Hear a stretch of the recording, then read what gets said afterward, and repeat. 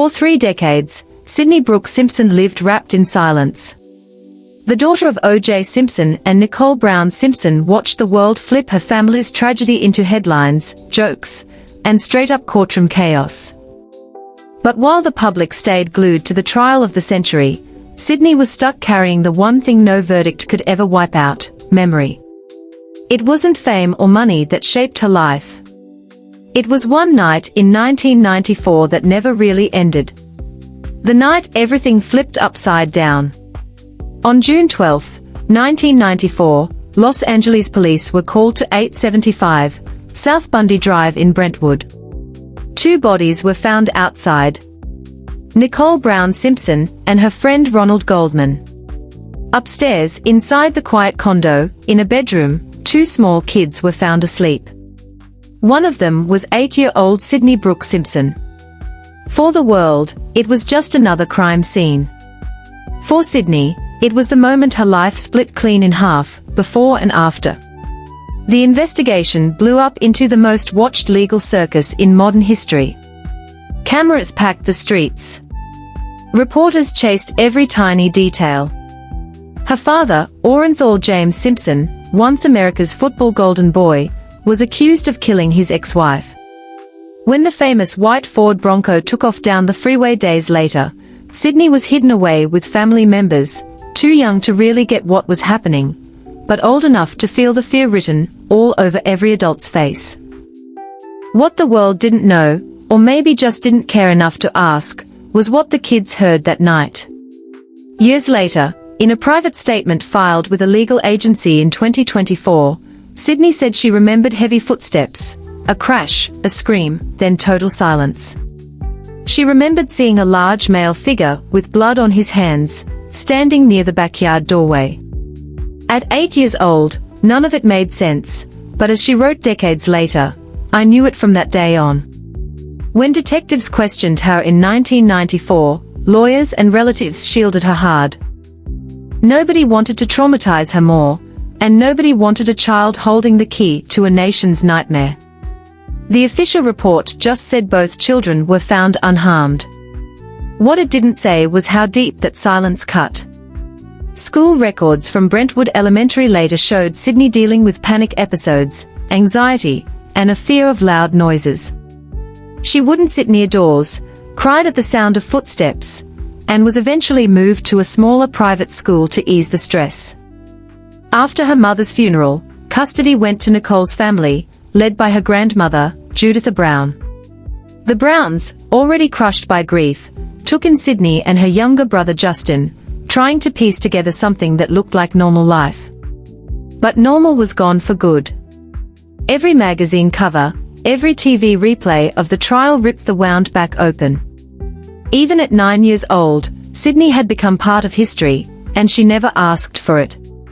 When the trial kicked off in January 1995, the world waited for a confession. For Sydney, it marked the start of a lifetime of pushing everything down. In therapy during those years, she drew pictures of 2 houses, one big, bright, and safe, the other dark with red marks near the door. Her therapist called the drawings clear signs of deep trauma. Still, the family shut out the media completely. No interviews, no TV, no photos. The Browns knew any appearance would turn the kids into props in a national circus. On October 3, 1995, OJ Simpson was acquitted. Around 100 million people watched the verdict live. Some cheered. Some cried. Sydney just felt confused. The man she once called daddy was free, but her mother was still gone. That contradiction followed her for the rest of her life. By the end of 1996, Child Services reports showed Sydney battling recurring nightmares and isolation. Teachers said she was polite, withdrawn, and scared of strangers. The media frenzy faded for everyone else, but inside her head, the noise never shut up. The late 1990s blurred into custody hearings, therapy sessions, and a quiet determination to stay invisible. After O.J. Simpson's acquittal, Sydney and Justin were placed under the care of their grandmother Judith Brown and Aunt Tanya. The Browns kept them away from cameras, questions, and the shadow of the Rockingham mansion that used to be home. Every move was about protecting them from the world. But nobody could protect them from what was already living in their minds. Sydney barely spoke in public, not even around family. A social worker's note from 1996 said she often refused to answer questions about her parents. Asked about her mother, she'd say she smiled a lot. Asked about her father, she said nothing. Behind closed doors, trauma turned into silence, the kind so deep professionals called it a survival shield. By 2000, the Browns made a tough call. Sydney and Justin would move to Florida to live quieter lives, far from Los Angeles. The goal was simple: stay anonymous. In Florida, nobody cared about the trial, the cameras, or the non-stop arguments about guilt and innocence. Here, Sydney could almost be just another kid. From 2000 to 2003, she attended Gulliver Preparatory High School. Teachers said she was smart, but emotionally distant. She dodged personal conversations, and shut down any attention tied to her last name. School records show her family asked that her identity stay private at events, even requesting her yearbook photo be removed. When she graduated, she carried the weight of a name she could never fully ditch, but she was set on writing her own story. In 2004, Sydney enrolled at Boston University, majoring in sociology, with a focus on criminology and deviant behavior, a choice that mirrored the questions she'd lived with since childhood. Her thesis examined the psychological impact of family murders on children, using real cases, but never her own. Professors praised her careful research, empathy, and emotional control. Underneath it all, she was studying herself without ever saying it out loud. College gave her a taste of freedom. She made a few close friends, but her boundaries were tight. No family talk. No past questions. No media. She skipped campus groups and avoided public forums. Privacy wasn't just a preference. It was how she survived. After graduating in 2008, Sydney worked for a non-profit in Atlanta that helped children affected by domestic violence. For 14 months, she quietly served as a case coordinator, helping kids whose lives mirrored hers in ways they'd never know. A supervisor later described her as reserved, deeply compassionate, and fully committed. During that time, Sydney began writing private notes about her memories, notes she kept locked away for decades. Some later surfaced in legal filings, showing her struggle to reconcile the father she was taught to love with the man she saw that night in Brentwood. One line read, "I was taught to love him, but I remember being afraid of his voice." By 2010, Sydney had grown into a woman determined to stay off the radar. She turned down interviews, rejected documentary requests, and changed addresses multiple times. While everyone else put their lives online, she built walls instead. No social media. No public trail. By the 2010s, Sydney Brooks Simpson finally built the quiet life she'd always wanted. Living in St. Petersburg, Florida, she stayed far from Los Angeles, far from headlines, and far from the past. While her father, OJ Simpson, served time in a Nevada prison for armed robbery, Sydney built her own lane, buying and renovating homes and running a small real estate business under her full name. It was her way of taking her identity back, on her own terms. In 2012, she started a relationship with Stuart Alexander Lee, a British national. He later described her as kind but emotionally distant, someone clearly haunted by nightmares and memories she never talked about. She had one hard rule: never bring up her father's name. When OJ was released on parole in 2017, Sydney stayed completely quiet. She didn't show up at the hearing, didn't talk to the press, didn't reach out at all. But in 2019, she agreed to see him one final time. The meeting was short, heavy, and loaded with things left unsaid. OJ handed her a copy of If I Did It and said, "You should read this.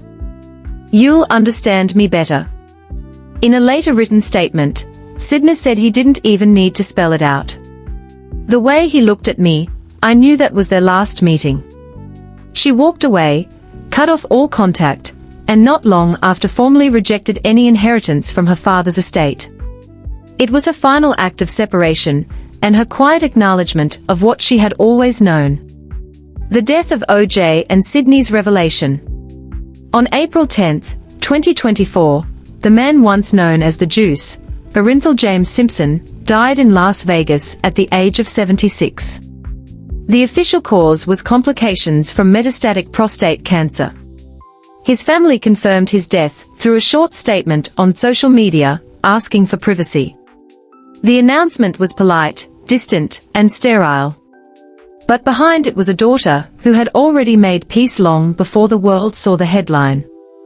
By the time OJ became gravely ill, Sydney hadn't spoken to him in years.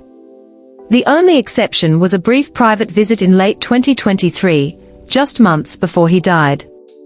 Records from a hospital aide who was present that day described a moment with zero reconciliation. OJ lay weak, barely conscious, while Sydney stood at the foot of the bed. She told the aide, "I didn't come to forgive him. I came to let him know I still remember."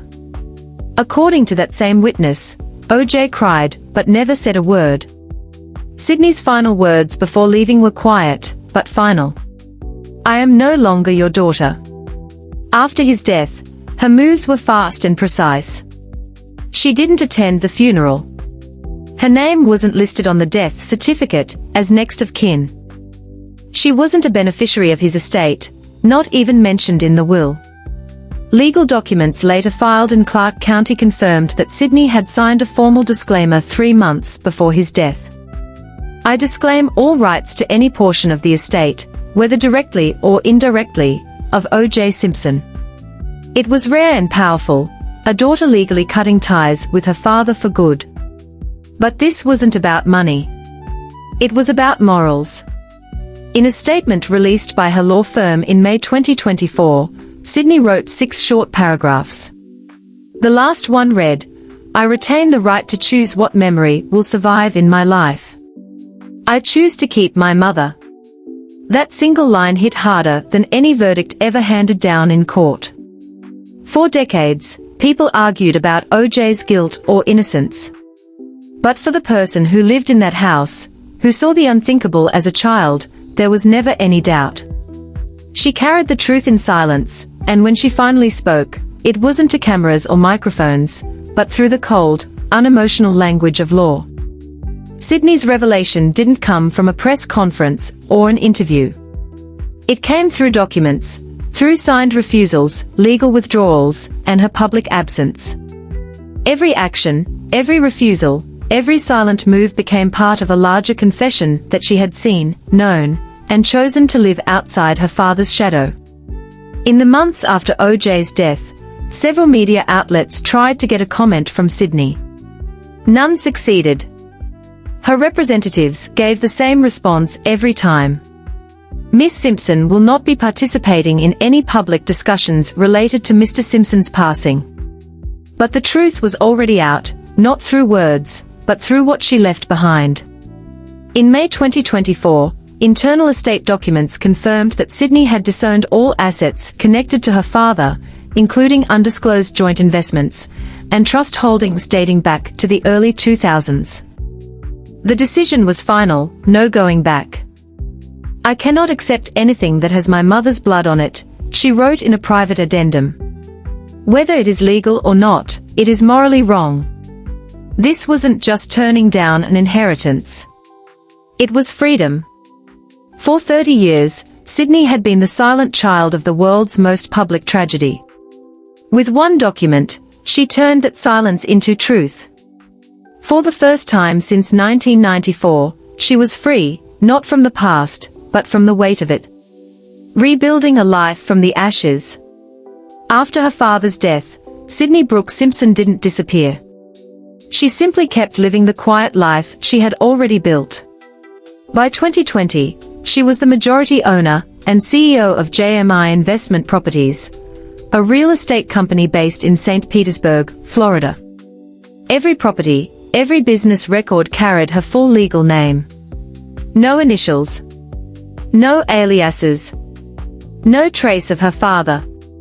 It was her way of finally owning something she'd never been allowed to own before, herself. Financial reports from 2021 showed her company's net worth topping $3 million, with steady growth and zero debt. She ran everything through law firms and independent accountants, never letting her name be used for hype. Her priorities were stability, privacy, and control, three things she never had as a kid. Outside of work, Sydney married a non-public partner in 2020 and became a mother in 2021. She named her daughter after her late mother's middle name, a quiet nod to Nicole Brown Simpson. Friends described her as calm, guarded, but fiercely devoted to her family. She continued donating anonymously, supporting programs for orphans and survivors of domestic violence. No interviews. No social media. No public statements. Just paperwork, each trail proving she had built a life far away from the one that shattered her childhood. Sydney Simpson's story shows that even after the loudest chaos, peace can exist in silence. She didn't chase revenge or fame, just closure. What do you think about her choice to walk away from everything? Would you have done the same? If you think her strength deserves to be remembered, hit like, share this video, and subscribe for more untold stories history tried to bury. 3.